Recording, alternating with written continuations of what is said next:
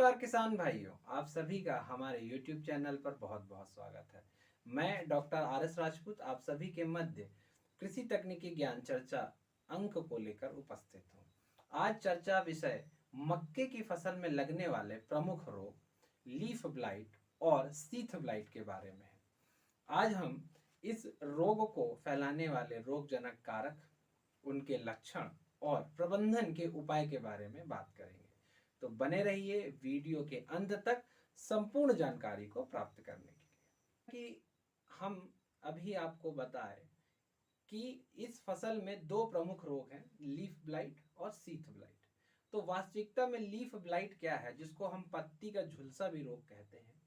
पत्ती का झुलसा, यह रोग मक्के की फसल में दो रोगजनक कारकों से उत्पन्न होता है। पहला रोगजनक कारक एक्जीरोहीलियम टर्सिकम है। यह पौधों में नॉर्दर्न लीफ ब्लाइट के नाम से उत्पन्न या रोग उत्पन्न करता है। दूसरा जो पैथोजन या रोगजनक कारक है वह है बाइपोलैरिस माइडिस, जो पौधे में सॉर्दर्न लीफ ब्लाइट के नाम से रोग उत्पन्न करता है। अब बात आती है इनके द्वारा पौधों में जो लक्षण या नुकसान जो होता है, वो लक्षण आप कैसे इनमें पहचान करेंगे। तो किसान मित्रों, इसको पहचानने का सबसे अच्छा तरीका या सबसे आसान तरीका है इनके पत्ती में लगने वाले धब्बों के आधार पर। यदि मैं बात करूं सॉर्दर्न नॉर्दर्न लीफ ब्लाइट में अंतर की या डिफरेंस की, तो जो नॉर्दर्न लीफ ब्लाइट है उसमें जो पत्ती में धब्बे हैं आप देखेंगे वह लंबे होते हैं और इनकी जो लंबाई है 1 से 7 इंच के लगभग होती है। साथ ही साथ यह जो धब्बों का आकार है वह सिगार, जो सिगार पीने के लिए इस्तेमाल होती है, उस सिगार के आकार के ये धब्बे दिखाई देते हैं। जबकि हम बात करें नॉर्दर्न लीफ डिफरेंस की, तो जो नॉर्दर्न लीफ ब्लाइट है, साथ ही साथ इन धब्बों का जो आकार है वह चौकोर के आकार का होता है। इस आधार पर शुरुआती अवस्था पर आप जो है किसान भाई इसको पहचान सकते हैं। रोग की उग्र अवस्था में यह धब्बे आपस में मिलकर बड़े हो जाते हैं और पूर्ण रूप से पत्ती के में विकसित होकर पौधे की संचित करके उपज को प्रभावित करते हैं।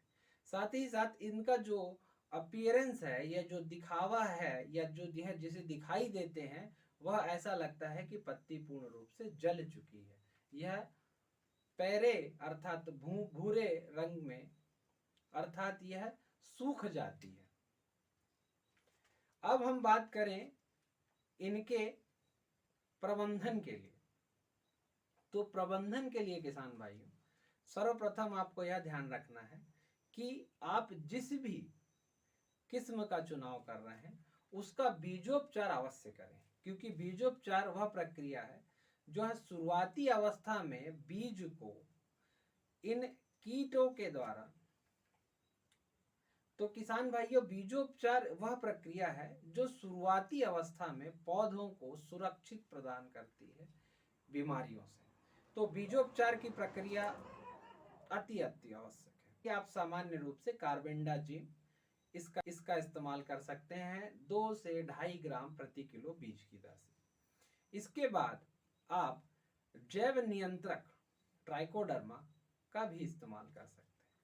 बीजोपचार की प्रक्रिया में ट्राइकोडर्मा के हम 4 ग्राम मात्रा प्रति किलो बीज दर से इस्तेमाल करते हैं। तो यह रही किसान भाइयों इसकी सुरक्षा के उपाय। यदि आपकी फसल में यह रोग आ चुका है, उस स्थिति में आपको मैनकोजेब का घोल बनाकर छिड़काव करना होगा। इसके लिए आपको पुनः 2 से 2.5 ग्राम मात्रा प्रति लीटर जल में घोलकर इसका इस्तेमाल करना है। और यदि आपको आवश्यकता पड़ती है तो आप इसका 10 से या 15 दिन के अंतराल पर पुनः दोबारा स्प्रे करें।